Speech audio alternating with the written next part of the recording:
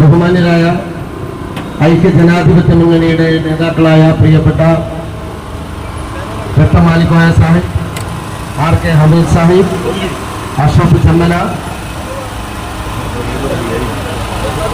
ബഷീർ, മുജീബ് പൂളക്കൽ, പ്രിയപ്പെട്ട മുസ്തഫ ഹാജി തുടങ്ങിയിട്ടുള്ള EP ഹംസ സാഹിബ്, സുഭാഷ് പാനാട് അടക്കമുള്ള ഐക്യജനാധിപത്യ മുന്നണിയുടെ നേതാക്കളെ, ഈ റാലിയിൽ അണിനിരന്നിട്ടുള്ള ജനാധിപത്യ വിശ്വാസികളെ, UDFന്റെ പ്രവർത്തകരെ, ഈ വരുന്ന 26-ാം തീയതി ഇന്ത്യ രാജ്യത്ത് 18ാമത് ലോക്സഭ തെരഞ്ഞെടുപ്പ് നടക്കുകയാണ്. ഇന്ന് അതിന്റെ ആദ്യഘട്ട തെരഞ്ഞെടുപ്പ് 17 സംസ്ഥാനങ്ങളിലായി 102 നിയോജക മണ്ഡലങ്ങളിലേക്ക് നടന്നു കഴിഞ്ഞു. ഈ തെരഞ്ഞെടുപ്പിന്റെ പ്രാധാന്യം നമുക്കൊക്കെ അറിയാം. രാജ്യം 10 വർഷമായി ഫാസിസ്റ്റുകളുടെ കൈകളിലാണ്. വെറുപ്പിന്റെ രാഷ്ട്രീയവും വർഗീയതയും വിദ്വേഷവുമാണ് ഇത്രയും കാലം ഈ ഗവൺമെന്റ് മുന്നോട്ട് കൊണ്ടുപോയത്. എന്നാൽ സഹിഷ്ണുതയുടെയും സ്നേഹത്തിന്റെയും സഹവർത്തിത്വത്തിന്റെയും ഇന്ത്യയായിട്ടാണ് പതിറ്റാണ്ടുകൾ ഈ ഇന്ത്യ നിലനിന്നിട്ടുള്ളത്. ആ പതിറ്റാണ്ടുകളുടെ ഇന്ത്യയുടെ ഇന്നലകളിലെ ആ സുഹൃതങ്ങളെ, ആ പാരമ്പര്യത്തെ വീണ്ടെടുത്തുകൊണ്ട് ഇന്ത്യയിലെ എല്ലാ ജനാധിപത്യ മതേതര വിശ്വാസികളും ഒന്നിച്ച് ജീവിക്കുന്ന ഒരു മഹത്തായ ഭരണഘടനയാണ് നമ്മുടെ രാജ്യത്തുള്ളത്. ആ ഭരണഘടന തിരുത്തി എഴുതാൻ ശ്രമിക്കുന്ന ഫാസിസ്റ്റുകളുടെ കരങ്ങളിൽ നിന്ന് ഈ രാജ്യത്തെ മോചിപ്പിക്കുന്നതിന് വേണ്ടിയിട്ടുള്ള ഒരു വലിയ പ്രഖ്യാപനം കൂടിയായിട്ടുള്ള ഒരു തെരഞ്ഞെടുപ്പാണ് വരാൻ പോകുന്നത്.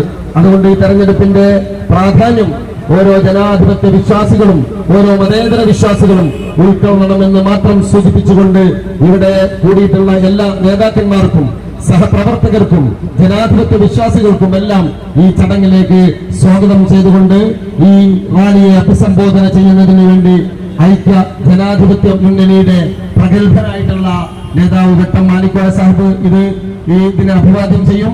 ഈ ചടങ്ങ് നിയന്ത്രിക്കുന്നതിന് വേണ്ടി UDFന്റെ തുപ്പങ്ങോട് പഞ്ചായത്തിന്റെ ചെയർമാൻ ചെമ്മല അഷ്റഫിനോട് ആവശ്യപ്പെടും.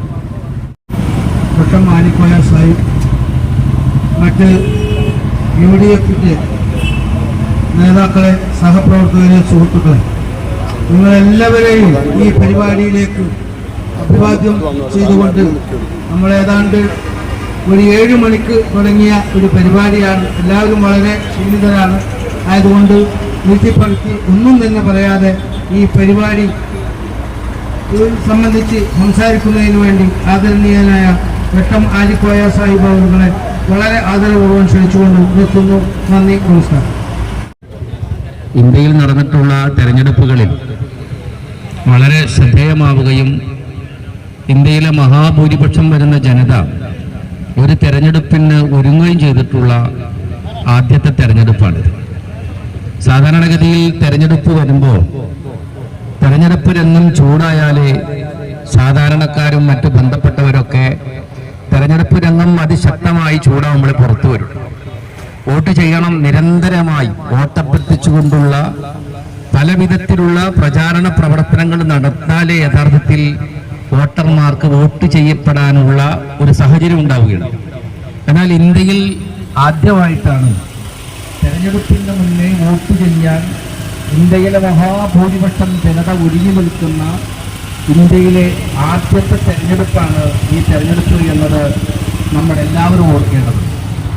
എന്തുകൊണ്ടാണ് നമുക്കറിയാലോ, കമറൂടെ പറഞ്ഞു, 18ാം ലോകസഭാ തെരഞ്ഞെടുപ്പ് 17 തവണയും തെരഞ്ഞെടുപ്പ് കഴിഞ്ഞപ്പോൾ ആളുകൾക്ക് ഇത്രയും ആവേശമുണ്ടായിരുന്നില്ല.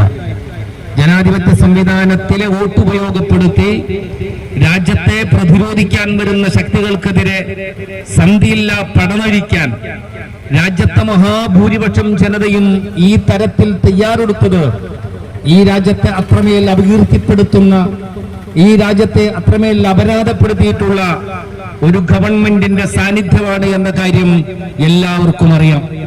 നമ്മുടെ രാജ്യം എന്ന് പറയുന്നത് ലോകരാജ്യങ്ങളുടെ കൂട്ടത്തിൽ സവിശേഷമായ എത്രയോ നന്മ നിറഞ്ഞിട്ടുള്ള ഒരു രാജ്യമാണ്. പല രാജ്യങ്ങൾക്കും മാതൃകയാവുകയും പല രാജ്യങ്ങളും മാതൃകയായി സ്വീകരിക്കുകയും ചെയ്തിട്ടുള്ള ജനാധിപത്യ സംവിധാനം വളരെ മനോഹരമായി നടപ്പിലാക്കുന്ന ലോകരാജ്യങ്ങളിലെ ഒന്നാമത്തെ രാജ്യമാണ് നമ്മുടെ രാജ്യമെന്നത് നമുക്ക് അഭിമാനത്തോടുകൂടി പറയാൻ സാധിക്കും. ഇന്ത്യയെ പോലെ വലുപ്പമുള്ള ഒരു രാജ്യത്ത് ജനാധിപത്യ സംവിധാനം ഉപയോഗപ്പെടുത്തി ഭരണകൂടങ്ങളെ തെരഞ്ഞെടുത്ത് ആ ഭരണകൂടങ്ങൾ രാഷ്ട്രത്തിനായി അഭിവൃദ്ധി ഉണ്ടാക്കിയിട്ടുള്ള ലോക ചരിത്രത്തിലെ ഒന്നാമത്തെ രാജ്യവും നമ്മുടെ രാജ്യമാണ്. ആ കേളികെട്ട ഈ രാജ്യമാണിന്ന് ജനാധിപത്യ സംവിധാനത്തിൽ ഈ ജനത കാത്തിരിക്കുകയാണ്. അവർ കാത്തിരിക്കുന്നത് നരേന്ദ്രമോദിയുടെ കയ്യിൽ നിന്ന് ഈ രാജ്യത്തെ മോചിപ്പിക്കുവാനുള്ള അതീവമായ ശ്രമത്തിന്റെ ഭാഗമായിട്ടാണ് ജനത കാത്തിരിക്കുന്നത്. നിങ്ങൾക്കറിയാം, ഇന്നലെ ഒരു സർവേ റിപ്പോർട്ട് പുറത്തു വന്നിട്ടുണ്ട്. ആ റിപ്പോർട്ടിൽ പ്രധാനമായി പറയുന്നത് 79% വരുന്ന ആളുകളും ഈ രാജ്യത്ത് എല്ലാവർക്കും ഇടമുണ്ടാവണം എന്ന് പറയുന്നവരാണ്. ഇവിടുത്തെ ഹിന്ദുവിനെന്ന പോലെ മുസ്ലിമിന്, ഇവിടുത്തെ മുസ്ലിമിനെന്ന പോലെ ഹിന്ദുവിന്, ഇവിടുത്തെ ക്രിസ്ത്യാനിക്ക് എന്ന പോലെ സിഖുകാരന്, ഇവിടുത്തെ സിഖുകാരൻ എന്ന പോലെ പാർസിക്ക്, ഇവിടെ മതമുള്ളവൻ എന്ന പോലെ മതമില്ലാത്തവരും ഒരുപോലെ ഇടമുണ്ടാകണമെന്ന അഭിപ്രായമുള്ളത് 79% വരുന്ന ആളുകൾക്കാണ്. അപ്പൊ രാജ്യത്ത് വർഗീയത ഉണ്ടാക്കണം എന്ന് പറയുന്ന, രാജ്യത്തെ മനുഷ്യരെ ഒറ്റപ്പെടുത്തുന്ന, രാജ്യത്ത് സംഘർഷമുണ്ടാക്കുന്ന, രാജ്യത്തെ ചരിത്രത്തെ വളച്ചൊടിക്കുന്ന, രാജ്യത്ത് വൈരമുണ്ടാക്കുന്ന കക്ഷിയുടെ ശതമാനം എന്ന് പറയുന്നത് 21%. അതുകൊണ്ടാണ് ഇന്ത്യയുടെ രാഷ്ട്രീയ തെരഞ്ഞെടുപ്പിൽ ഒരു ഭരണകൂടം ഇത്രയേറെ വെപ്രാളം പൂണ്ട്, ഇത്രയേറെ ഇന്ത്യൻ ജനതയെ ഭയപ്പെടുന്ന ആദ്യത്തെ ഒരു തെരഞ്ഞെടുപ്പാണ് BJPക്ക് വരാൻ പോകുന്നത്. എന്തുകൊണ്ടാണ് ഇത്രമേൽ ആളുകൾ വെറുക്കപ്പെട്ടത്? എന്തുകൊണ്ടാണ് ഇത്രമേൽ ആളുകൾ ശപിക്കപ്പെട്ടത്? എന്തുകൊണ്ടാണ് രാജ്യത്തെ 135 കോടിയോളം വരുന്ന ജനത ഈ ദിവസത്തെ കാത്തിരിക്കുന്നത്? അത്രമേൽ ഈ രാജ്യത്തെ അപകടപ്പെടുത്തിയിട്ടുള്ള, ഈ രാജ്യത്തിന്റെ പുരോഗമനം തടഞ്ഞ, ഈ രാജ്യത്തെ മനുഷ്യരെ പട്ടിണിക്കിട്ട, ഈ രാജ്യത്തെ മനുഷ്യരെ ലോകത്തിന് മുന്നിൽ അപകീർത്തിപ്പെടുത്തിയിട്ടുള്ള ഒരു ഗവൺമെന്റാണിത്. നമ്മൾ ആലോചിക്കണം. ഈ ഗവൺമെന്റിന്റെ ഓരോ ചെയ്തികളും ഞാൻ പറയുന്നില്ല. ഈ ഗവൺമെന്റ് രാജ്യം നിലനിൽക്കുന്ന അതിന്റെ അടിസ്ഥാന ശിലകൾ എന്ന് പറയുന്നത് രാജ്യത്തിന്റെ ജനാധിപത്യമാണ്. ജനാധിപത്യ സംവിധാനം ഉപയോഗപ്പെടുത്തി ലോകരാജ്യങ്ങൾക്ക് മാതൃകയായി നിന്ന രാജ്യത്തിന്റെ പേരാണ് ഇന്ത്യ എന്ന് പറയുന്നത്. ശ്രീമതി ഇന്ദിരാഗാന്ധി ഈ രാജ്യത്ത് ജനാധിപത്യ വ്യവസ്ഥിതിയിൽ ഒരിക്കൽ പരാജയപ്പെട്ടിട്ടുണ്ട്. അവിടെയാണ് നമ്മൾ കോൺഗ്രസിനെ മനസ്സിലാക്കുന്നത്. ഇന്ദിരാഗാന്ധിക്ക് വേണമെങ്കിൽ ആ തെരഞ്ഞെടുപ്പ് പരാജയപ്പെടുന്ന സാഹചര്യങ്ങൾ ഒഴിവാക്കാൻ സാധ്യമാകുന്ന ഭരണ സംവിധാനങ്ങൾ അവർക്കുണ്ടായിരുന്നു. അവർ ജനാധിപത്യത്തിൽ വെള്ളം ചേർത്തില്ല, അതിന് കളങ്കമുണ്ടാക്കിയില്ല. ആ തോൽവിയെ മനോഹരമായി ഏറ്റെടുക്കപ്പെടുകയും 2 വർഷത്തിന് ശേഷം ഒരു കൊടുങ്കാറ്റിനേക്കാൾ വേഗത്തിൽ ഇന്ത്യയുടെ ഭരണാധികേന്ദ്രത്തിലെത്തിയത് ജനാധിപത്യ സംവിധാനമാണ്. ഈ രാജ്യത്തിന്റെ ലോകസഭാ തെരഞ്ഞെടുപ്പ് ജനാധിപത്യ സംവിധാനമാണ്. നിയമനിർമ്മാണ സഭാ തെരഞ്ഞെടുപ്പ് ജനാധിപത്യ സംവിധാനമാണ്. പഞ്ചായത്ത് തെരഞ്ഞെടുപ്പുകൾ ജനാധിപത്യ സംവിധാനമാണ്. ആ തെരഞ്ഞെടുപ്പിന് എന്തുകൊണ്ടാണ് ഇവർ ഭയപ്പെടുന്നത്? 3 പ്രധാനപ്പെട്ട കാര്യങ്ങളാണ്. ഒന്ന്, 2014 BJP അധികാരത്തിൽ വന്നു. അവരുടെ വോട്ടിംഗ് ശതമാനം എന്ന് പറയുന്നത് 31%. അതിന്റെ അർത്ഥം 100 പേര് വോട്ട് ചെയ്തപ്പോ 31 ആളുകളാണ് അവർക്ക് വോട്ട് ചെയ്തത്, 69 ആളുകളും അവർക്ക് വോട്ട് ചെയ്തില്ല എന്നർത്ഥം. 2019 വന്നു. അവരുടെ വോട്ടിംഗ് ശതമാനം എന്ന് പറയുന്നത് 39%. അതിന്റെ അർത്ഥം എന്താണ്? BJP ഭരണത്തിലെത്തിയത് 39%, 61% പുറത്തു നിൽക്കുകയാണ്. അപ്പൊ മഹാഭൂരിപക്ഷം, ഇരട്ടി ഭൂരിപക്ഷം ജനതയും പുറത്തു നിന്നിട്ടും അവർ അധികാരത്തിലേക്ക് വന്നത് മതേതര പാർട്ടികളുടെ ഭിന്നിപ്പാണ്, മതേതര പാർട്ടിയുടെ ഒരുമയില്ലായ്മയാണ്, മതേതര പാർട്ടികൾ ഒരുമിച്ച് നിൽക്കാത്തത് കൊണ്ടാണ് എന്ന് ഇന്ത്യ രാജ്യത്തെ രാഷ്ട്രീയത്തിന് തിരിച്ചറിയപ്പെട്ടിട്ടുള്ള ഒരു തെരഞ്ഞെടുപ്പാണ്. അതുകൊണ്ട് 2024 വന്നപ്പോ എന്താ സ്ഥിതി? 2024 സർവേ പറയുന്നത് 79% ജനതയും ഈ രാജ്യത്തെ BJPക്കെതിരാണ് എന്നാണ്. അപ്പൊ അവർക്ക് എത്ര സീറ്റാണ് കിട്ടാൻ സാധ്യതയുള്ളത്? അവർക്ക് എത്ര പാർലമെന്റ് മെമ്പർമാരെയാണ് തെരഞ്ഞെടുക്കാൻ സാധ്യതയുള്ളത്? അതുകൊണ്ട് ജനാധിപത്യത്തെ അവർ ഭയപ്പെടുകയാണ്. അതുകൊണ്ടാണ് തെരഞ്ഞെടുപ്പ് കമ്മീഷന് തീരുമാനിക്കപ്പെടുന്ന സഭയിൽ നിന്ന് സുപ്രീം കോടതി ജഡ്ജിയെ ഒഴിവാക്കി കേന്ദ്രത്തിന്റെ ഒരു ക്യാബിനറ്റ് മന്ത്രി ഏൽപ്പിച്ചത് അതിന്റെ അടിസ്ഥാനത്തിലാണ്. നിങ്ങൾക്കറിയാമല്ലോ, വോട്ടിംഗ് മെഷീൻ ലോകത്തെ എല്ലാ ഭരണകൂടങ്ങളും ആ സംവിധാനത്തോട് വിയോജിപ്പ് പറഞ്ഞിട്ടുണ്ട്. ഇന്ത്യയുടെ സുപ്രീം കോടതിയുടെ അഭിഭാഷകന്മാർ അതിശക്തമായി പറഞ്ഞിട്ടുണ്ട്, ഈ സംവിധാനം ശരിയല്ല. വോട്ട് ചെയ്താൽ തിരിച്ചുപോയാൽ മണിക്കൂറുകൾ കഴിയുന്നതിന് മുന്നേ പ്രത്യേക റിമോട്ട് ഉപയോഗപ്പെടുത്തി ആ വോട്ടുകളിൽ കളങ്കമുണ്ടാക്കാൻ സാധ്യമാകുമെന്ന് രാജ്യത്ത് അറിയപ്പെടുന്ന സാങ്കേതിക വിദഗ്ധന്മാർ പറഞ്ഞിട്ട് പോലും നമ്മുടെ കമ്മീഷനോ നമ്മുടെ ഭരണകൂടമോ കേൾക്കാത്ത മാതിരി നിൽക്കുകയാണ്. എന്തുകൊണ്ടാണ്? ഈ സിസ്റ്റത്തെ അവർ ഭയപ്പെടുകയാണ്. ഇന്ത്യയിലെ 79% ഭയപ്പെടുന്നു എന്ന് മാത്രമല്ല, 2019 ഇല്ലാത്ത പാർട്ടികൾ 28 പാർട്ടികളാണ് ഒരു കൊടി കീഴിൽ നിൽക്കുന്നത്. നമ്മൾ ആലോചിക്കണം, 28 പാർട്ടിക്ക് കൊടിയുണ്ട്, അവർക്ക് നേതാക്കന്മാരുണ്ട്, അവർക്ക് MLA-മാരുണ്ട്, അവർക്ക് പലതുമുണ്ട്. എന്നാൽ ഇന്ത്യ രാജ്യത്ത് വീണ്ടെടുക്കപ്പെടാൻ അവരുടെ സീറ്റിന്റെ എണ്ണമോ അവരുടെ MLA സ്ഥാനമോ അല്ല പ്രധാനം. രാജ്യത്തെ വീണ്ടെടുക്കുവാൻ ഈ രാജ്യത്തെ ജനത സ്വയത്താൻ ഏർപ്പെടുത്തിയിട്ടുള്ള ഒരു സംവിധാനത്തിന്റെ പേരാണ് ഇന്ത്യ എന്ന് പറയുന്ന മുന്നണി. ഇന്ത്യ എന്ന് പറയുന്ന മുന്നണിയുടെ വികാരം എന്താണ്? ഈ 79% വിചാരമാണ് ഈ മുന്നണി എന്ന് പറയുന്നത്. അപ്പൊ 2010-നേക്കാൾ ദുർബലമായ BJP, 2019-നേക്കാൾ ശക്തമായ മുന്നണി, 2019-നേക്കാൾ നിങ്ങൾക്കറിയാമല്ലോ, കർണാടകയിലെ തെരഞ്ഞെടുപ്പ് കഴിഞ്ഞപ്പോ ഇന്ത്യയുടെ മതേതര വിശ്വാസികളുടെ ആവേശം വളരെ വലുതാണ്. നേർക്കുനേരെ ഫാസിസം കൊമ്പുകോർത്ത ഒരു തെരഞ്ഞെടുപ്പാണ് കർണാടകയിലെ തെരഞ്ഞെടുപ്പ്. BJP പരസ്യമായി പറഞ്ഞു, ഞങ്ങൾ അധികാരത്തിൽ വന്നാൽ ഹിജാബ് പൂർണ്ണമായി നിരോധിക്കുമെന്ന് പറഞ്ഞു. സ്കൂളിലേക്ക് പോകുന്ന കുട്ടികളുടെ തലയിൽ നിന്നത് വലിച്ചെടുത്ത് അധികാരത്തിൽ വന്നാൽ പൂർണ്ണമായി ഹിജാബ് നിരോധിക്കുമെന്ന് പരസ്യമായി ആ ജനതയോട് വെല്ലുവിളിച്ചു പറഞ്ഞത് BJP-യാണ്. ഇന്ത്യൻ നാഷണൽ കോൺഗ്രസ് പാർട്ടിയും കക്ഷികളും പറഞ്ഞു, ഞങ്ങൾ അധികാരത്തിൽ വന്നാൽ ഹിജാബിന്റെ നിരോധനം എടുത്തു കളയുമെന്ന് പറയുന്നു. അമിത്ഷാ പറഞ്ഞു, ഞങ്ങൾ അധികാരത്തിൽ വീണ്ടും വന്നാൽ കർണാടകയിലെ മുസ്ലിം പിന്നോക്ക വിഭാഗത്തിന് ഏർപ്പെടുത്തിയിട്ടുള്ള സംവരണം അവസാനിപ്പിക്കുമെന്ന് പറഞ്ഞു. DK ശിവകുമാർ എന്ന് പറയുന്ന മതേതര ചേരിയുടെ അഭിമാനമായ ശിവകുമാർ പറഞ്ഞു, ഞങ്ങൾ അധികാരത്തിൽ വന്നാൽ മുസ്ലിം ന്യൂനപക്ഷത്തിന് സംവരണം ഏർപ്പെടുത്തുമെന്ന് പറഞ്ഞു. പരസ്യമായി നേർക്കുനേരെ വളച്ചുകെട്ടിലില്ലാതെ ഫാസിസവുമായി ഏറ്റുമുട്ടിയപ്പോ അവിടെ വിജയിച്ചത് കോൺഗ്രസും സഖ്യകക്ഷികളുമാണ്. എന്താണ് സംഭവിച്ചത്? നമ്മൾ വരെ അന്ന് പറഞ്ഞിട്ടുണ്ട്, വേണമെങ്കിൽ ഇതൊക്കെ ഇപ്പൊ പറയേണ്ട കാര്യമുണ്ടോ, ജയിച്ചാൽ ചെയ്താ പോരേന്ന്. നമ്മൾ ഓരോരുത്തരും പറഞ്ഞു, ഹിജാബ് എടുത്തു കളയുമെന്ന് പറയുമ്പോ ഹിജാബ് പുനഃസ്ഥാപിക്കുമെന്ന് പറയേണ്ടതില്ല, അധികാരത്തിൽ വന്ന് ചെയ്താൽ പോരെ എന്ന് പറഞ്ഞു. പക്ഷേ അവിടുത്തെ നേതൃത്വം വിട്ടില്ല, ഫാസിസത്തോട് നേർക്കുനേരെ ഏറ്റുമുട്ടി. അവിടെ നമ്മൾ വിജയിച്ചു എന്ന് മാത്രമല്ല, എല്ലാ സംവിധാനവും മതേതര സംവിധാനത്തിൽ ഉറപ്പിച്ചു നിർത്താൻ നമുക്ക് സാധ്യമായി. ഇത് 2019-ലില്ല. 2019-ൽ ബീഹാറിലെ ജനത നമ്മുടെ കൂടെ നിൽക്കുന്ന യാതൊരു സാധ്യതയും ഉണ്ടായിരുന്നില്ല. ഇന്നിപ്പോ പുതിയ സർവേ പറയുന്നത് ഏറ്റവും കൂടുതൽ സീറ്റ് കിട്ടാൻ സാധ്യതയുള്ളത് കോൺഗ്രസ് പാർട്ടിക്ക് എന്നാണ്. 2019-ൽ ഉത്തരേന്ത്യയിൽ ഈ സംവിധാനമില്ല. 2019-ൽ മഹാരാഷ്ട്രയിൽ BJP വിരുദ്ധ തരംഗമെന്ന് പറയുന്നത് ഈ തോതിലുണ്ടായിട്ടില്ല. അപ്പൊ ഒരു രാജ്യത്തിലെ എല്ലാ പാർട്ടികളും ജനതയും രൂപപ്പെടുത്തിയിട്ടുള്ള ഒരു മുന്നണി അതിശക്തമായി ഇന്ത്യൻ പാർലമെന്റിലേക്ക് അടുക്കുന്നു എന്നതാണ് BJP-യെ ഭയപ്പെടുന്നത്. രണ്ടാമത് BJP-യെ ഭയപ്പെടുന്നത് എന്താണ്? നമ്മുടെ രാഹുൽ ഗാന്ധിയാണ്. എന്തെല്ലാമാണോ പറഞ്ഞത്, എന്തെല്ലാം തരത്തിലാണ് കളിയാക്കിയത്. ആ കുടുംബത്തെ, ഈ രാജ്യത്തു ജീവിച്ചു മരിച്ചുപോയ പരകോടി മനുഷ്യന്റെ ഹൃദയ വികാരമാണ് മോത്തിലാൽ നെഹ്റുവിന്റെ കുടുംബം എന്ന് പറയുന്നത്. ഈ രാജ്യത്തെ 100 കോടി മനുഷ്യരുണ്ടെങ്കിൽ 100 കോടി മനുഷ്യർക്കും അവരുടെ ഹൃദയതുല്യമായി അവർ സ്നേഹിച്ചാദരിച്ച് ബഹുമാനിച്ച കുടുംബത്തിന്റെ പേരാണ് മോത്തിലാൽ നെഹ്റുവിന്റെ കുടുംബം.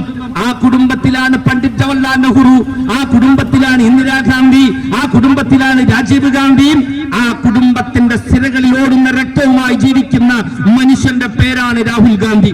ഇന്ത്യയിലെ പരകോടി മനുഷ്യന്റെ ഹൃദയാന്തരത്തിലുള്ള ഗാന്ധി, നമ്മുടെ പ്രിയപ്പെട്ട രാഹുൽ ഗാന്ധിയെ എന്തെല്ലാമാണ് പറഞ്ഞത്, എന്തെല്ലാം തരത്തിലാണ് കളിയാക്കിയത്, എന്തെല്ലാം അപഹാസ്യ വാക്കുകളാണ് പറഞ്ഞത്. അദ്ദേഹം ഭാരതത്തിൽ ഒരു യാത്ര നടത്തി. നിങ്ങൾ ആലോചിക്കണം, യഥാർത്ഥത്തിൽ ഭാരതത്തിന്റെ പാർലമെന്റിലേക്ക് രാജ്യത്തെ 130 കോടി മനുഷ്യരെ അണിനിരത്തി നടത്തിയ ജാഥയുടെ പേരാണ് ഭാരത് ജോഡോ എന്നത്. BJP-ക്ക് തിരിച്ചറിയേണ്ടി വരുമെന്ന കാര്യത്തിൽ യാതൊരു തർക്കവുമില്ല. അപ്പൊ വളരെയേറെ ഇന്ത്യയുടെ പൊതുവികാരത്തിന്റെ ഒരു തെരഞ്ഞെടുപ്പാണിത്. ഞാൻ അതാണ് നേരത്തെ പറഞ്ഞത്, നമ്മൾ ഒരുങ്ങുന്നതിന് മുമ്പേ, നമ്മൾ വേണ്ടത് കെട്ടുന്നതിന് മുമ്പേ, നമ്മൾ കൊടിയെടുക്കുന്നതിന് മുമ്പേ, നമ്മൾ ചുവരെഴുന്നതിന് മുമ്പേ ഈ രാജ്യത്തെ പരശതം മനുഷ്യന്മാർ തെരഞ്ഞെടുപ്പിന്റെ രണാങ്കണത്തിൽ ഇറങ്ങിയിട്ടുള്ള ആദ്യത്തെ തെരഞ്ഞെടുപ്പാണ്. ഈ തെരഞ്ഞെടുപ്പിലാണ് നമ്മുടെ മാർക്സിസ്റ്റ് പാർട്ടിയുടെ സഹോദരന്മാർ ഈ രാജ്യത്തിന്റെ കലുഷിതമായ സാഹചര്യം ഈ രാജ്യത്ത് BJP കൊണ്ടുവന്നപ്പോ അവരുടെ കൂടെ നിന്നത് മാർക്സിസ്റ്റ് പാർട്ടിയാണ്. എല്ലാവർക്കും അറിയാമല്ലോ, ഗാന്ധിജിയെ കൊലപ്പെടുത്തിയ RSS-നെ ഗാന്ധിജിയെ കൊലപ്പെടുത്തിയ BJP-യെ ഇന്ത്യൻ രാജ്യത്തെ രാഷ്ട്രീയം തിരസ്കരിച്ചതായിരുന്നു. അവരുമായി ബന്ധമുണ്ടായിരുന്നില്ല. അവരുടെ കൊടിയും നമ്മുടെ കൊടിയും കൂട്ടിക്കെട്ടിയിരുന്നില്ല. അവരെ നമ്മൾ മുന്നണിയിലേക്ക് എടുത്തില്ല. അവർക്ക് നമ്മൾ വോട്ട് ചെയ്തില്ല. അവരുടെ ജാഥയിൽ നമ്മൾ അണിനിരുന്നില്ല. അവരുടെ സെമിനാറിൽ നമ്മൾ പോയില്ല. അവരുടെ പൊതുപരിപാടിയിൽ നമ്മൾ പങ്കെടുത്തില്ല. രാജ്യത്തെ 135 കോടി ജനത എല്ലാ അർത്ഥത്തിലും മാറ്റി നിർത്തപ്പെട്ട BJP-യെ രാജ്യത്തെ അധികാര കേന്ദ്രത്തിലേക്ക് കൊണ്ടുവന്നത് മാർക്സിസ്റ്റ് പാർട്ടിയാണ്. 2 സീറ്റല്ലേ BJP-ക്ക് ഉണ്ടായത്? ആ 2-ൽ നിന്ന് 86 സീറ്റ് കിട്ടിയപ്പോഴല്ലേ രാമനാഥ ക്ഷേത്രത്തിൽ നിന്ന് രഥചക്രം ഉരുട്ടിയത്? 86-ൽ 100-ലധികം സീറ്റ് വന്നപ്പോഴല്ലേ BJP രാജ്യം ഭരിച്ചത്? എന്റെ മാർക്സിസ്റ്റ് പാർട്ടിയുടെ സഹോദരന്മാരെ, രാജ്യത്തെ BJP നയിച്ചതാരാണ്? മാർക്സിസ്റ്റ് പാർട്ടിയാണ്. ഇനി നിങ്ങൾ ആലോചിച്ച് നോക്കി. അത് കഴിഞ്ഞ BJP എത്ര സമയത്താണ് മാർക്സിസ്റ്റ് പാർട്ടി BJP-ക്ക് അവസരമുണ്ടാക്കിയത്? അവരുടെ പാർലമെന്റ് അംഗങ്ങളുടെ എണ്ണം വർദ്ധിപ്പിക്കാൻ നിങ്ങളെടുത്ത രാഷ്ട്രീയ തീരുമാനം എത്രമാത്രം വലുതാണ് എന്ന് നിങ്ങൾ പരിശോധിക്കണം. ആദ്യം നിങ്ങൾ ഇന്ത്യൻ ജനതയോട് പറഞ്ഞത് ഈ രാജ്യത്തെ കോൺഗ്രസും BJP-യും ഒരു നാണയത്തിന്റെ 2 വശമാണ്, ഒരുപോലെ എന്നാണ്. സാമ്രാജ്യത്വത്തെ പ്രോത്സാഹിപ്പിക്കുന്ന, മുതലാളിത്തത്തെ പ്രോത്സാഹിപ്പിക്കുന്ന, ജന്മിത്തത്തെ പ്രോത്സാഹിപ്പിക്കുന്ന ഈ രാജ്യത്തെ കോൺഗ്രസും BJP-യും സമമാണെന്ന് പറഞ്ഞു. അപ്പൊ സീറ്റ് കിട്ടിയത് 86. പിന്നെ പറഞ്ഞത് കോൺഗ്രസിനേക്കാൾ മെച്ചപ്പെട്ടത് BJP ആണെന്ന് പറഞ്ഞു. അപ്പൊ കിട്ടിയ 110 സീറ്റാണ്. നിങ്ങൾ ആലോചിക്കണം, രാജ്യത്ത് വാജ്പേയി ഇന്ത്യൻ പ്രധാനമന്ത്രിയായി. ഇന്ത്യൻ നാഷണൽ കോൺഗ്രസ് പാർട്ടി 1996-ൽ മാർക്സിസ്റ്റ് പാർട്ടിയോട് പറഞ്ഞു, ഞങ്ങളും നിങ്ങളും അഭിപ്രായ വ്യത്യാസമുണ്ട്, എന്നാലും ഈ രാജ്യത്ത് ഇനി ഒരു വാജ്പേയി ഭരിക്കാതിരിക്കാൻ നിങ്ങൾ ഇന്ത്യയുടെ പ്രധാനമന്ത്രിയാകണമെന്ന് പറഞ്ഞ് മാർക്സിസ്റ്റ് പാർട്ടിയെ വീട്ടുപടിക്കൽ കാത്തിരുന്ന പാർട്ടിയുടെ പേരാണ് ഇന്ത്യൻ നാഷണൽ കോൺഗ്രസ് പാർട്ടി എന്ന് നമ്മൾ അറിയണം. മാർക്സിസ്റ്റ് പാർട്ടിയുടെ സഖാക്കന്മാരെ, നിങ്ങൾ ആർക്ക് വേണ്ടിയാണ് വോട്ട് ചോദിക്കുന്നത്? ഏത് മതേതരത്വം സംരക്ഷിക്കാനാണ് നിങ്ങൾ വോട്ട് ചോദിക്കുന്നത്? ഗാന്ധിജിയെ കൊന്ന അപരാധ മനുഷ്യന്മാരെ ഇന്ത്യൻ പാർലമെന്റിലെ മാർക്സിസ്റ്റ് പാർട്ടി 10,000 വർഷം രാഷ്ട്രീയമായി ഏത്തമിട്ടാൽ പോലും നിങ്ങളുടെ പാപം കഴുകിക്കളയാൻ സാധ്യമല്ല എന്ന് ഈ രാജ്യത്തിന് തിരിച്ചറിഞ്ഞിട്ടുണ്ട് എന്ന് മാർക്സിസ്റ്റ് പാർട്ടി മനസ്സിലാക്കണം. എന്താ അത് പറഞ്ഞത്? ഞങ്ങൾ പ്രധാനമന്ത്രിയാകുന്നില്ല എന്ന് പറഞ്ഞു. പിന്നീട് നമ്മൾ തെരഞ്ഞെടുപ്പിന് നേരിട്ടു. UPA എന്ന് പറയുന്ന മുന്നണി അധികാരത്തിൽ വന്നു. UPA വന്നപ്പോ എല്ലാവരും പറഞ്ഞു സോണിയാഗാന്ധി പ്രധാനമന്ത്രി, എല്ലാവരും പറഞ്ഞു. അവസാനം സോണിയാഗാന്ധി പറഞ്ഞു ഞാൻ പ്രധാനമന്ത്രിയാകുന്നില്ല. എന്തുകൊണ്ട്? RSS-കാര് പറഞ്ഞു സോണിയാഗാന്ധി ക്രിസ്ത്യാനിയാണ്, അവൾ ഇറ്റലിക്കാരിയാണ്. അതുകൊണ്ട് ഈ വർഗീയത പറഞ്ഞ് രാജ്യത്തെ മനുഷ്യർക്കിടയിൽ വർഗീയത ഉണ്ടാക്കാൻ BJP ഈ അവസരം ഉപയോഗപ്പെടുത്തും. അതുകൊണ്ട് ഞാൻ പ്രധാനമന്ത്രിയാകുന്നില്ല, മൻമോഹൻ സിംഗ് ഇന്ത്യൻ പ്രധാനമന്ത്രിയാകട്ടെ എന്ന് പറഞ്ഞ് ഈ രാജ്യം കണ്ട ഏറ്റവും നല്ല ഭരണം നടത്തിയത് മൻമോഹൻ സിംഗിന്റെ ഗവൺമെന്റാണ്. എന്റെ മാർക്സിസ്റ്റ് പാർട്ടിയുടെ സഹോദരന്മാരെ, തൊഴിലുറപ്പ് പദ്ധതി എന്ന് പറഞ്ഞ് ലക്ഷക്കണക്കായ പട്ടിണിപ്പാവങ്ങൾക്ക് 36 കോടി ജനതയുടെ പട്ടിണിയിൽ നിന്ന് മാറ്റി നിർത്തപ്പെട്ട രാഷ്ട്രീയ നേതാവിന്റെ പേരാണ് മൻമോഹൻ സിംഗ് എന്നത് ലോകമറിയുന്നതാണ്. ആ മൻമോഹൻ സിംഗിന്റെ ഗവൺമെന്റിൽ മാർക്സിസ്റ്റ് പാർട്ടിയോട് പറഞ്ഞു നിങ്ങൾ ഒരു ക്യാബിനറ്റ് മന്ത്രിയാവണം. മാർക്സിസ്റ്റ് പാർട്ടി പറഞ്ഞു സാധ്യമല്ല. രണ്ടാമത്തെ അവസരം കളഞ്ഞു കുളിച്ചില്ലേ? എത്ര അവസരങ്ങളാണ് കളഞ്ഞു കുളിച്ചത്? എന്നിട്ടിപ്പോ 28 പാർട്ടികളുമായി മുന്നണി ചേർന്നപ്പോ അതിന്റെ സെക്രട്ടേറിയറ്റ് മെമ്പറാക്കാൻ ശ്രമിച്ചപ്പോ പറഞ്ഞു ഞങ്ങൾ വേണ്ടെന്ന് പറഞ്ഞു. മഹാരാഷ്ട്രയിലെ പ്രകടനത്തിന് വിളിച്ചു, ഞങ്ങൾ വേണ്ടെന്ന് പറഞ്ഞു.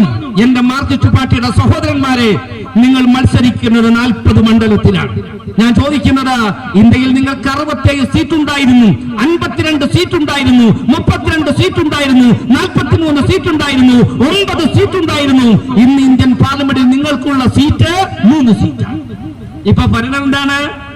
AK ബാലൻ സ്വകാര്യമായി പാർട്ടി നേതാക്കന്മാർക്ക് ക്ലാസ് എടുത്തപ്പോ പറഞ്ഞു അംസക്ക് ചിഹ്നം കൊടുത്തത് ചോദ്യം ചെയ്യരുത്, അംസക്ക് ചിഹ്നം കൊടുക്കാൻ പ്രായമായിട്ടില്ല, ജലീലിന് ചിഹ്നം കൊടുത്തിട്ടില്ല, അബ്ദുറഹ്മാന് ചിഹ്നം കൊടുത്തിട്ടില്ല, അൻവറിന് ചിഹ്നം കൊടുത്തിട്ടില്ല.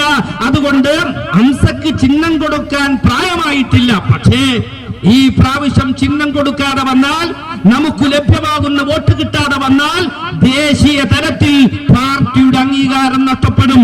അങ്ങനെ അത് നഷ്ടപ്പെട്ടാൽ വരുന്ന തെരഞ്ഞെടുപ്പിൽ പൊന്നരിവാൾ ഉണ്ടാകില്ല. എന്താ ഈ അരിവാൾ? അരിവാൾ ചുറ്റിക നക്ഷത്രം എന്ന് പറഞ്ഞാലേ പൊന്നരിവാൾ എന്നാ പറയാ. പൊന്നരിവാൾ എന്ന് പറഞ്ഞത് അതിനോടുള്ള ബഹുമാനം. ആ പൊന്നരിവാൾ നിങ്ങൾക്ക് ചിഹ്നമായി കിട്ടില്ല.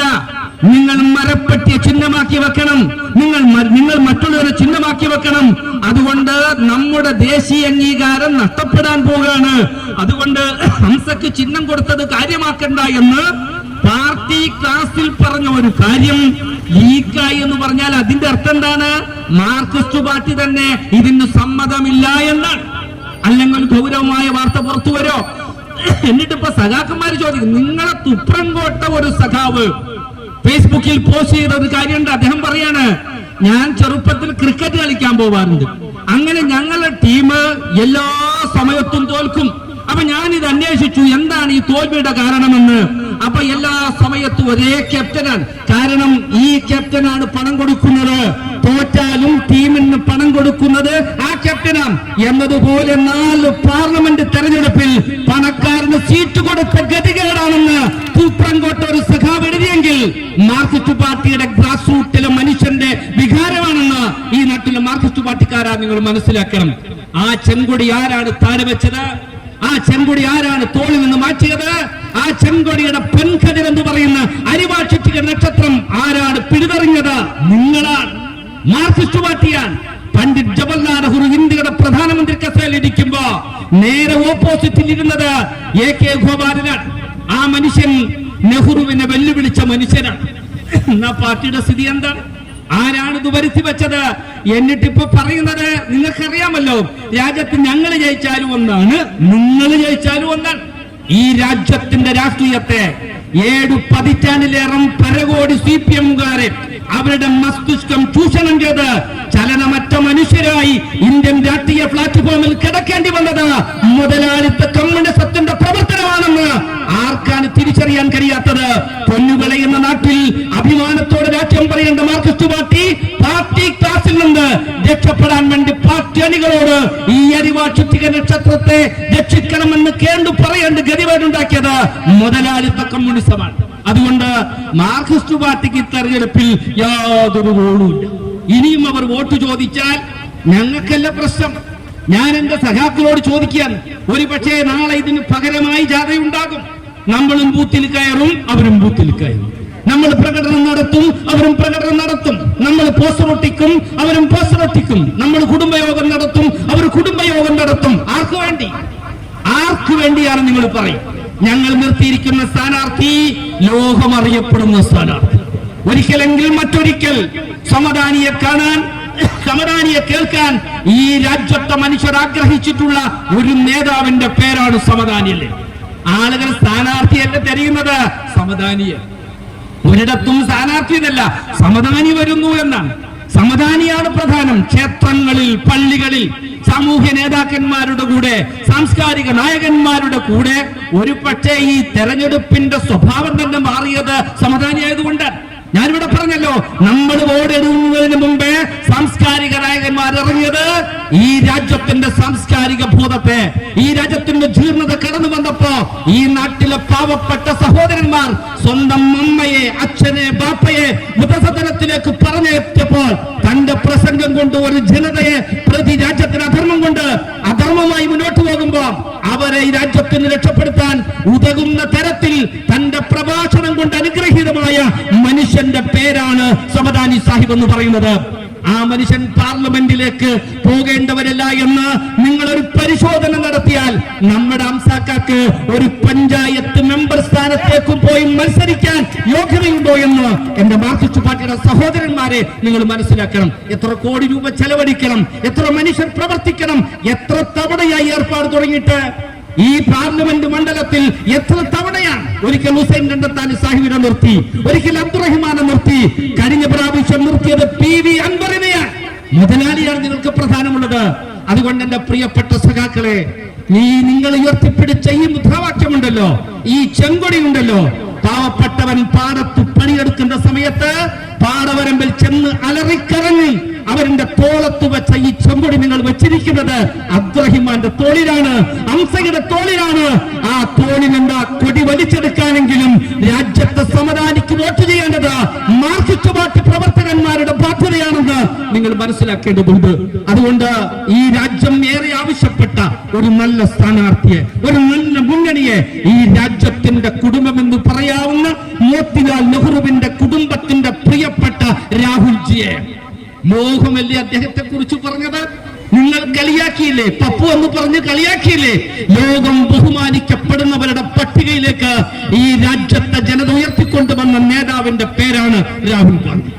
ആ മനുഷ്യനും ഇന്ത്യയിലെ 135 കോടി മനുഷ്യനും ഇതാ എന്റെ പ്രിയപ്പെട്ട BJP-ക്കാരാ, ഈ രാജ്യത്തെ തെരഞ്ഞെടുപ്പിൽ ഇന്ത്യൻ പാർലമെന്റിലേക്ക് 135 കോടി ജനതയും രാഹുൽ ഗാന്ധിന്റെ പിന്നിൽ അണിനിരന്ന് വരുന്നുണ്ടെന്ന് യാഥാർത്ഥ്യം നിങ്ങൾ മനസ്സിലാക്കണം. ഒരു പക്ഷേ വൈകാരികമെന്ന് നിങ്ങൾക്ക് പറയേക്കാം. ഈ മനുഷ്യൻ തെരുവിലൂടെ നടന്നപ്പോ പാവപ്പെട്ടവനെ ഹൃദയത്തോട് ചേർത്ത് പിടിച്ച്, ബാപ്പ നഷ്ടപ്പെട്ട് കരയാൻ കണ്ണുനീരില്ലാതെ കാത്തിരുന്ന മനുഷ്യരെ ചേർത്ത് പിടിച്ച്, പെൻഷൻ ലഭിക്കാത്ത മനുഷ്യരെ ചേർത്ത് പിടിച്ച്, വീടില്ലാത്ത മനുഷ്യരെ ചേർത്ത് പിടിച്ച്, പട്ടിണി കിടന്ന മനുഷ്യരെ ചേർത്ത് പിടിച്ച്, വർഗീയ കലാപത്തിന്റെ ഭൂമിയിൽ എല്ലാം നഷ്ടപ്പെട്ട മനുഷ്യരെ ചേർത്ത് പിടിച്ച ആ പ്രിയപ്പെട്ട മനുഷ്യൻ ഈ രാജ്യത്തിന്റെ പാർലമെന്റിലേക്ക് നടന്നപ്പോ ജനകോടി മനുഷ്യരുണ്ട്. നിങ്ങൾ പപ്പു എന്നല്ലേ പറഞ്ഞത്? ലോകത്തെ പ്രധാനമന്ത്രിമാരുടെ പട്ടികയിൽ മോത്തിലാൽ നെഹ്റുവിന്റെ പേരക്കുട്ടി ഒന്നാമനാകുമെന്ന കാര്യം അതിവിദൂരമല്ല എന്ന് നിങ്ങൾ മനസ്സിലാക്കണം. നമ്മുടെ പൂർവികന്മാർ നമ്മുടെ കയ്യിൽ പലതും ഏൽപ്പിച്ചു. വിലപ്പെട്ട ചരിത്രം ഏൽപ്പിച്ചു, ഭരണഘടന ഏൽപ്പിച്ചു, എല്ലാം ഏൽപ്പിച്ചിട്ടുണ്ട്. ഈ പവിത്രമായ രാജ്യത്തെ സംരക്ഷിക്കാൻ നമ്മുടെ കയ്യിൽ ഏൽപ്പിച്ച ഏറ്റവും വിലയുള്ള വസ്തു എന്ന് പറയുന്നത് വോട്ടാണ്. ഈ അധർമ്മകാരികൾക്ക് മുന്നിൽ ജനാധിപത്യ സംവിധാനമില്ലെങ്കിൽ നമ്മൾ ഇങ്ങോട്ട് 79% എതിരാൻ ഈ സംവിധാനമില്ലെങ്കിൽ നമ്മൾ എങ്ങനെയാണ് ഇവരെ തോൽപ്പിക്കുക? അതുകൊണ്ട് നമ്മുടെ പൂർവീകന്മാർ അവർ ലോകത്ത് സഹിച്ചിട്ടുള്ള ത്യാഗം നിങ്ങൾക്കറിയാം. അവിടെ മക്കൾ അനാഥരായി പോകുമെന്ന് ഉറപ്പായിട്ട് പോലും രണാങ്കണത്തിലൊക്കെ അവരെടുത്ത് ചാടിയിട്ടുണ്ട്. ശ്വാസം കിട്ടില്ല എന്ന് ഉറപ്പായിട്ട് സന്ദർഭത്തിൽ പോലും അവർ വാഗനിൽ കയറിയിട്ടുണ്ട്. പട്ടാളം വെടിവെക്കുമെന്ന് ഉറപ്പായപ്പോൾ പോലും നെഞ്ചു പിടർത്തി നിന്നിട്ടുണ്ട്. നമുക്ക് ജീവിക്കാനാണ്, ഒരുമയോടെ ജീവിക്കുവാനാണ്. ഹിന്ദുവും മുസൽമാനും ഒരുമയോടെ ജീവിക്കാനാണ് BJP പറയുന്നത്. നിങ്ങൾ ഒരുമിക്കരുത് എന്നാണ്. പ്രിയപ്പെട്ട BJP-ക്കാരാ, ഈ കഴിഞ്ഞ പെരുന്നാളിന് പെരുന്നാൾ നമസ്കാരം നിർവഹിച്ചത് മഞ്ചേരിയിൽ ഒരു ചർച്ചിന്റെ മുന്നിൽ വെച്ചാണെന്ന യാഥാർത്ഥ്യം രാജ്യത്തെ BJP-ക്കാർ മനസ്സിലാക്കണം. 2018 കൊറോണ വന്നപ്പോ 80 വയസ്സുള്ള നമ്മുടെ ഒരു ഉമ്മ പട്ടാമ്പിയിൽ ആശുപത്രി കിടന്നപ്പോ ആ ഉമ്മക്ക് ഷഹാദത്ത് കലിമ ചൊല്ലിക്കൊടുത്തത് ഹിന്ദുവായ ഒരു വനിതാ ഡോക്ടറാണ്. 2017 വെള്ളപ്പൊക്കമുണ്ടായപ്പോ ആലപ്പുഴയിലെ മുസൽമാന് നമസ്കരിക്കാൻ സ്ഥലമില്ലാതെ വന്നപ്പോ ക്ഷേത്രം തുറന്നു കൊടുത്തത് നാട്ടിലെ ഹിന്ദുക്കളാണ്. സ്നേഹത്തോടെയാണ് ജീവിച്ചത്, ഒരുമയോടെയാണ് ജീവിച്ചത്. ഒരു കല്യാണ പന്തലിട്ടപ്പോ ആ മേശക്ക് ചുറ്റുമിരുന്ന് ഭക്ഷണം കഴിക്കുമ്പോ എന്റെ അടുത്ത് മുസ്ലിം ഇരിക്കട്ടെ, എന്റെ അടുത്ത് ഹിന്ദു മാറട്ടെ എന്ന് ചിന്തിക്കാതെ ഒരു വേള ഒരേ പാടിയിൽ കിടന്നുറങ്ങി ഒരേ പാത്രത്തിൽ ഭക്ഷണം കഴിച്ച് വൈരുദ്ധ്യങ്ങളിൽ ഏകത്വമെന്ന് ലോകത്തെ പഠിപ്പിച്ച മനുഷ്യരുടെ മക്കളാണ് ഈ തെരഞ്ഞെടുപ്പിൽ വോട്ട് ചെയ്യാൻ പോകുന്നത് എന്ന് BJP-ക്കാർ മനസ്സിലാക്കണം. അതുകൊണ്ട് ഈ ധാർമ്മികമായ ഉത്തരവാദിത്വം നിർവഹിക്കാൻ, ജനങ്ങളെ സജ്ജരാക്കുവാനുള്ള നേതൃത്വപരമായ പങ്കുവഹിക്കാൻ നിങ്ങൾക്ക് സാധ്യമാകട്ടെ. ഈ അണിനിരന്നിട്ടുള്ള നിങ്ങളേറെ അഭിനന്ദിച്ചുകൊണ്ട് എന്നെ കേട്ട് നിങ്ങൾ ഹൃദയംഗമായി നന്ദി പറഞ്ഞ് അവസാനിപ്പിക്കുന്നു. ജയ് യു. ഐക്യ ജനാധിപത്യ മുന്നണിയുടെ സ്ഥാനാർത്ഥി ജനാബ് അബ്ദുൽ സമദ് സംദാനി അവർക്ക് വോട്ടഭ്യർത്ഥിക്കാൻ വേണ്ടി തത്രമൂട് പഞ്ചായത്തിലെ വീരാഞ്ചിറയിൽ നിന്നും ആലപ്പുഴയിലേക്ക് നടന്ന മഹത്തായ റാലിയിൽ അണിനിരുന്ന മുഴുവൻ UDF-ന്റെ പ്രവർത്തകന്മാരെയും അതിന് നേതൃത്വം നൽകിയ എല്ലാ UDF-ന്റെ നേതാക്കന്മാരെയും മുക്തകണ്ഠം അഭിനന്ദിച്ചുകൊണ്ടും എല്ലാവർക്കും നന്ദി അറിയിച്ചുകൊണ്ടും ഈ റാലിയും ഒരു സമാപന പൊതുയോഗവും അവസാനിച്ചതായി അറിയിക്കുന്നു. എല്ലാവർക്കും നന്ദി, നമസ്കാരം. പഞ്ചായത്തിലെ ഐക്യ ജനാധിപത്യ മുന്നണിയുടെ കർമ്മവീരന്മാർ നയിക്കുന്ന തെരഞ്ഞെടുപ്പ് മഹാറാലിയുടെ ഈ വാഹനത്തിന്റെ തൊട്ടു പിന്നാലെ ഈ ഗ്രാമവീതിയെ പ്രകടനീയിച്ചുകൊണ്ട് രാജ്യമേള താളങ്ങളുടെ അകമ്പടിയോടുകൂടി കടന്നു വരികയാണ്. ആശീർവദിക്കുക, പ്രിയമുള്ളവരെ അനുഗ്രഹിക്കുക. നിങ്ങളുടെ മനസ്സിന്റെ അംഗീകാരം കോടി അടയാളത്തിൽ രേഖപ്പെടുത്തുക. ഈ വരുന്ന 26-ാം തീയതി ഇന്ത്യൻ പാർലമെന്റിലേക്ക് നടക്കുന്ന പൊതുതെരഞ്ഞെടുപ്പിൽ പൊന്നാനി പാർലമെന്റ് മണ്ഡലം ഐക്യ ജനാധിപത്യ മുന്നണിയുടെ അവസാനി ഡോക്ടർ MP അബ്ദുൽ സമദ് സമദാനി സാഹിബ് അദ്ദേഹത്തിന്റെ തെരഞ്ഞെടുപ്പ് ചിഹ്നമായ കോടി അടയാളത്തിൽ നിങ്ങളുടെ വിലപ്പെട്ട മനസ്സിന്റെ അംഗീകാരം രേഖപ്പെടുത്തുക. നിങ്ങളോട് അഭ്യർത്ഥിച്ചുകൊണ്ട് ഐക്യ ജനാധിപത്യ മുന്നണിയുടെ കർമ്മ